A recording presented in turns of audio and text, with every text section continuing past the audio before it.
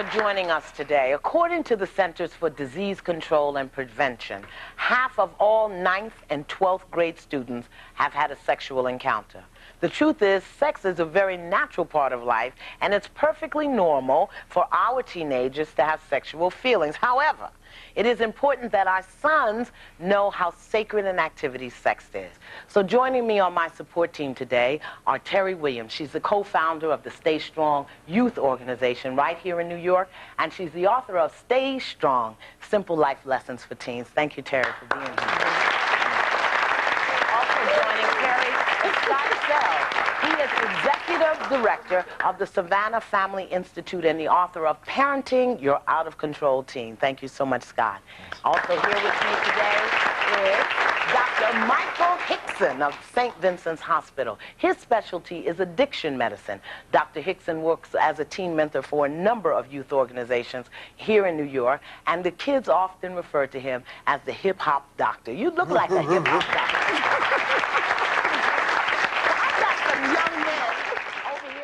Amounts of money. Where does a 17-year-old get the money to buy a car? Working. Is he working? Yeah, they work.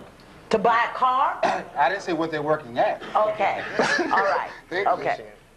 They usually can work either it's legal means or illegal means. All right. As Xavier was saying, you know, they are angry. I am actually the parental figure to my younger brother and sister. I asked them this exact question, and it's not so much of anger about life, but anger about a lot of times family situations. You know, we have a very high single parenthood rate today, as opposed to 50, 60 years ago. What does that turn into? Let me ask them, what does it turn into? Family, which is peers, and as we know, like a lot of these teens were saying here, without that nurturance at home, or conditional love, not unconditional love, then you get teens that are very angry. Dr. Hickson, when nobody's listening, and they're getting the conditional love, is that when they go to the drugs and alcohol? Yes and no. Okay. What you have to, these young men are saying some things, and it's very important that if we're going to have this, we got to let them speak. What they're telling you, you know, a lot of times I see so many young kids, they have a lot of pain, a lot of anger, and there's some serious issues. So if you ask them to talk, then you got to be real. You got to come non-judgmental. You got to say, what is it that I can help you with? And you got to listen to them. A lot of times what they express, and I would probably, if I took a survey, 50% of these young men up here probably don't have a relationship with their father. Okay, let's ask. Because I know very often for girls, for teenage girls, we've done shows on it. We just had a show the other day with them, where young girls will say that they will engage in sexual activity when they have low self-esteem. Is it true for boys? Is the same thing true for the boys? Definitely. In addition, it could be low self-esteem, but let's face it, sex feels good. It feels good. And when you're a young man, you like 14, 15, 16. When you're an old lady, you like to feel good. You're going to have to, let's not kid anybody. That doesn't take a rocket scientist. Teenagers are having sex, and they're having a lot of it. Because it feels good? It feels good. It's, you know, and it's out there. I mean, you know, it doesn't take... Everywhere you turn. That's what I'm saying. You look on the TV.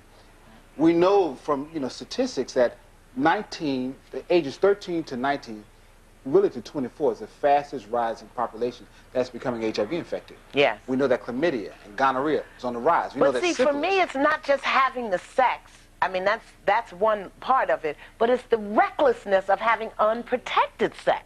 Well, that feels good, too.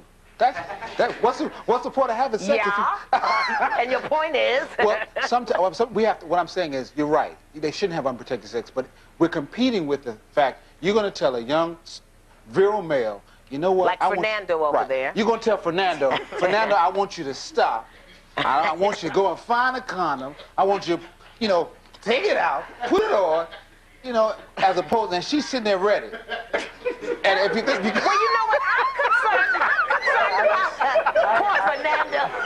Well, you were living for the day, Fernando. We were trying to help you out. Do with me. But you know, wait a minute. I true. disagree on some level because I think that we have to pay the consequences. Dr. Hickson, I want you to give me some stats on STDs. I'm going back to my porch. What's happening? Well, We know that the fastest rising population that is becoming HIV infected are ages 13 to 24. We also know that syphilis is on the rise, actually as a co-infection. People who tend to have syphilis, that actually facilitates the spreading of the virus also. We also know that gonorrhea and chlamydia, probably the most common infection in teenagers now is chlamydia.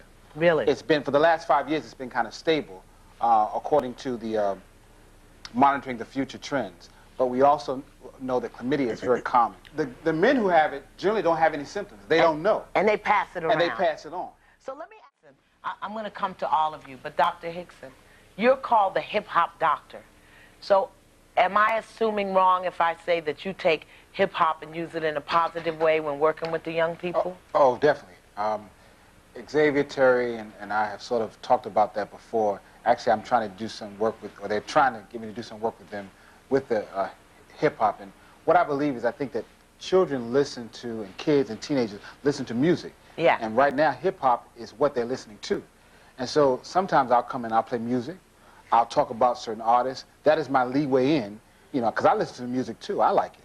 And so it's very important that they realize that they are examples. And so when they have their music, they should talk about safe sex. Okay. They should talk about, you know, how to be responsible. They should talk about, what if there's a mistake, what do you do? And what do we as adults need to be doing for well, whoever, any one of you? I think, well, one thing I wanted to say, that we have to give them options. We can't just, there have to be options out here. There have to be jobs, and they have to be jobs that they feel proud to do. I would concur with that. Terry, if you need information about Terry and the Stay Strong Foundation, Scott, and you are? Savannah Family Institute, difficult.net. Okay, and you are? St. Vincent's Hospital, private practice. Listen, to all of you, I think I want to thank you for being here. I am just so excited about